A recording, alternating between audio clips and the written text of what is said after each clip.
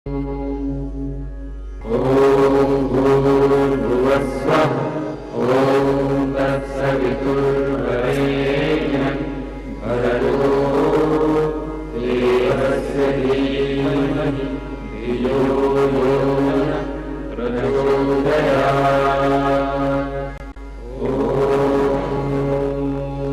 प्रिय दर्शकों नमस्कार। ज्योतिषी के कार्यक्रम में आप सबका हार्दिक स्वागत है। मैं हूं डॉक्टर एच.एस. रावत। इस प्रोग्राम में हम आपको ज्योतिष सिखा रहे हैं। अभी तक हमने आपको जानकारी दी सूर्य की महादशा और सूर्य की अंतर्दशा और साथ में मंगल की अंतर्दशा, पूरे सूर्य की आपको फलादेश दिया 12 लग्नों का। अगर आप सूर्य से संबंधित महादशा की पूरी जानकारी आपको चाहिए तो आप इसकी सीडी हमसे मंगा सकते हैं।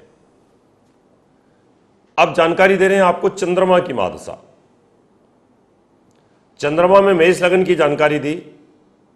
मेष लगन है तो चंद्रमा का क्या फल मिलेगा, वृष लगन है तो चंद्रमा का क्या फल होगा और मिथुन लगन में क्या फल होगा। अब चंद्रमा स्वयं लग्नेश है। लग्नेश ग्रह राजा होता है। लगन सबसे पावरफुल मानी जाती है। जो लगन का ग्रह चलता है वो अच्छा ही फल देता है। कोशिश उसकी यही रहती है कि अच्छा फल दिया जाए, लेकिन लग्नेश भी कई बार बहुत नुकसान भी करता है। आपको जानकारी देता हूं। चंद्रमा की महादशा और चंद्रमा की अंतर्दशा कर्क लगन। लगन के पास मान सम्मान है, लगन के पास लंबी आयु है, स्वास्थ्य भी है, इंटेलिजेंसी भी है, धन भी है, क्योंकि शरीर है तो सब कुछ। अगर आपका चंद्रमा लगन में बैठा हुआ है तो सुंदर योग, लेकिन ये जलीय ग्रह है और अग्निकारक भाव में बैठने के कारण ऐसे व्यक्ति को जल तत्व बढ़ जाता है, मोटापा बढ़ जाता है। मान सम्मान अच्छा रहेगा। कर्क लगन वाले इंटेलिजेंट होते हैं, इसलिए मोती पहन के रखें तो आपके लिए काफी अच्छा रहेगा। चंद्रमा दूसरे भाव में बैठा हुआ है सूर्य के घर में।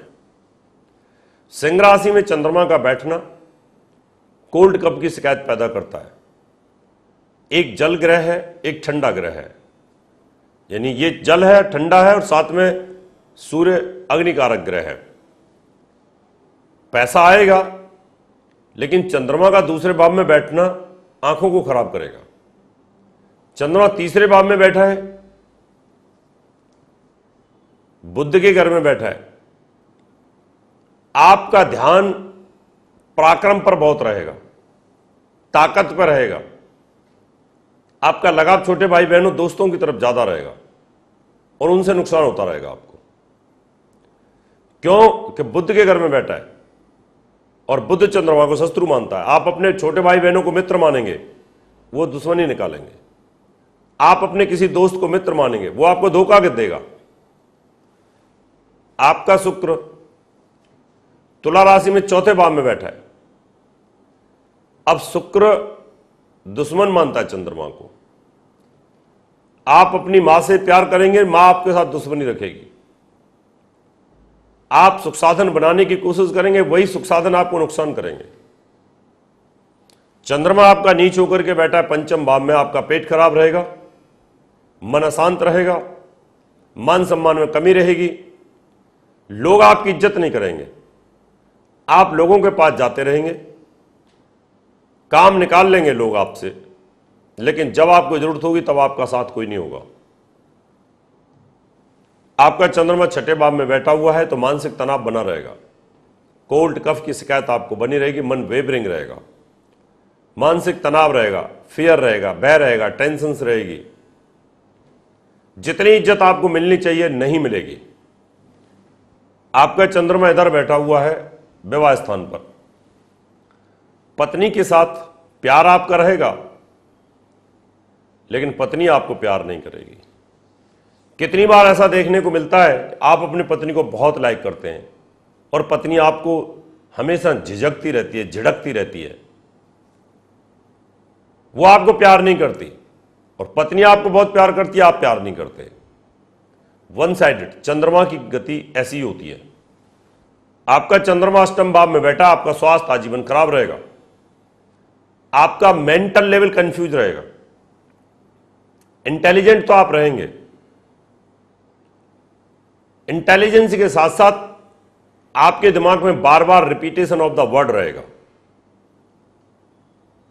उसका कारण यह होता है कि आदमी इंटेलिजेंट है लेकिन साइकिक है। बहुत बड़े डॉक्टर इंटेलिजेंट होते हैं, साइकिक होते हैं। जज भी बहुत अच्छे होते हैं लेकिन साइकिक हो जाते हैं। आईएएस आईपीएस भी बहुत इंटेलिजेंट होते हैं लेकिन साइकिक हो जाते हैं, डिसीजन नहीं ले सकते वो लोग। आपका चंद्रमा पाकिस्तान पर बैठा है तो सत्यवादी होंगे, धार्मिक भी होंगे, धर्म से लगाव बहुत होगा, जहां मंदिर देखेंगे वहीं मत्था टेकेंगे। आपका चंद्रमा कर्म भाव पर बैठा हुआ है तो आपका कर्म भी बड़ा अच्छा होगा, मेहनती रहेंगे, सरकारी नौकरी आपको मिलेगी। चंद्रमा की महादशा और चंद्रमा की अंतर्दशा में रिजल्ट आपको अच्छे मिलेंगे। चंद्रमा उच्च होकर के बैठा हुआ है आपका लाभ स्थान में। जो व्यापार करेंगे चंद्रमा की महादशा में अच्छा लाभ आपको मिलेगा। इस पीरियड में अगर आपका कोई विदेश से लाभ है तो वहां भी लाभ मिलेगा। और चंद्रमा अगर आपका 12वें भाव में बैठा है, आप अपने दोस्तों पर खर्च करिए, दोस्त आपसे खर्चा करवा लेंगे लेकिन आपको इज्जत फिर भी नहीं मिलेगी। आपका स्वभाव बिना मतलब के खर्चीला बनेगा और उसके रिजल्ट आपको नहीं मिलेंगे। मन भी इसके कारण दुखी होता रहेगा आपका। इसलिए दर्शकों, चंद्रमा की महादशा, चंद्रमा की अंतर्दशा कर्क लगन के अंदर हर जगह अच्छा फल नहीं देती। आपकी कुंडली में भी चंद्रमा की दशा और महादशा अंतर्दशा चालू है और आप परेशान रहते हैं, आपको काउंसलिंग की जरूरत है, तो आप अपॉइंटमेंट लेकर के मुझे मिल सकते हैं। अभी समय आपसे सेहत लेने का। अगले एपिसोड में आपसे फिर मुलाकात करेंगे। तब तक के लिए नमस्कार। प्रिय दर्शकों, अगर आप डॉक्टर एच.एस. रावत जी द्वारा लिखित 10 पुस्तकें मंगवाना चाहते हैं तो 10 किताबों का मूल्य 2500 रुपए और फलित ज्योतिष की 22 सीडीज का मूल्य 3100 रुपए बीपीपी, डीडी, मनी ऑर्डर या हमारे आईसीआईसीआई बैंक अकाउंट नंबर 037805003021 या एसबीआई अकाउंट नंबर 3034024646 में जमा करा के मंगवा सकते हैं। दर्शकों, अगर आप अपनी कुंडली दिखाना चाहते हैं तो एक कुंडली 3100 रुपए, घर का नक्शा बनवाना या वास्तु विजिट या पूजा पाठ करवाना चाहते हैं तो आप हमें निम्न पते पर संपर्क कर सकते हैं। हमारा दिल्ली का पता है महर्षि पराशर ज्योतिष विद्यालय, C9 महिंद्रा पार्क, पंखा रोड, नजदीक C1 जनकपुरी, नई Delhi 59। Phone number 011-256-38157, mobile number 9212286090, 9811006314। हमारा मुंबई का पता है महर्षि Parashar Jyotish Vidyalaya, flat number 201, Anand Vihar building, Bajaj road, Vile Parle west, Mumbai 56। Phone number 02226707930, mobile number 9820114429। हमारा नोएडा का पता है महर्षि पराशर ज्योतिष विद्यालय, Q15 Q block, sector 12, Noida. Phone number 0120253066, mobile number 9999896090, 9811006314। Email info@astrohubworld.com, website www.drhsrawat.com।